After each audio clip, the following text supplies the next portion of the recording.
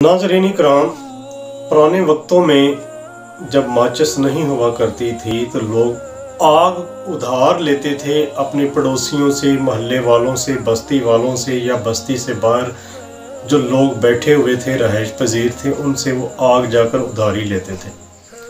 तो एक नवाब ने अपने नौकर से कहा कि जाओ हमसायों से आग उधारी ले आओ। नौकर गया और थोड़ी देर बाद वापस आ गया और कहा कि हमसाये कहते हैं कि हमारे यहाँ आग नहीं है।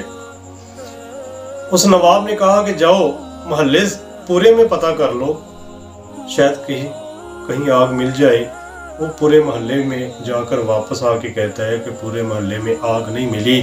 जब ये बात सुनी तो नवाब ने कहा कि जाओ पूरी बस्ती में पता कराओ। पूरी बस्ती में पता किया तो कहीं भी आग न मिली। जब वो वापस आया नौकर और आकर कहा कि आग नहीं मिली तो नवाब साहब जो थे वो बड़े गुस्से में आ गए और कहा कि जाओ बस्ती से बाहर कहीं पता कर लो, शायद किसी जगह पर कोई आग मिल जाए तो ले आना। जब वो नौकर गया तो कहीं उसको आग मैसर न आई। वापस आया काफ़ी देर बाद, जब आकर नवाब से कहा कि आग नहीं मिली तो नवाब साहब ने कहा, गुस्से में आकर कहा कि जाओ जहन्नम से ले आओ। वो नौकर चल पड़ा।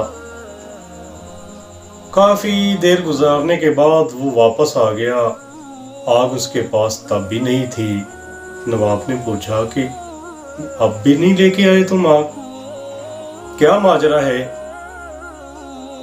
नौकर ने कहा, जी मैं जहन्नम के दरबान के पास गया, मैंने उससे कहा कि मुझे आग चाहिए। उसने कहा कि यहाँ पे तो आग है ही नहीं। नवाब बड़ा हैरान हुआ। उसने कहा जहन्नम में भी आग नहीं है, वहां तो होती ही आग है।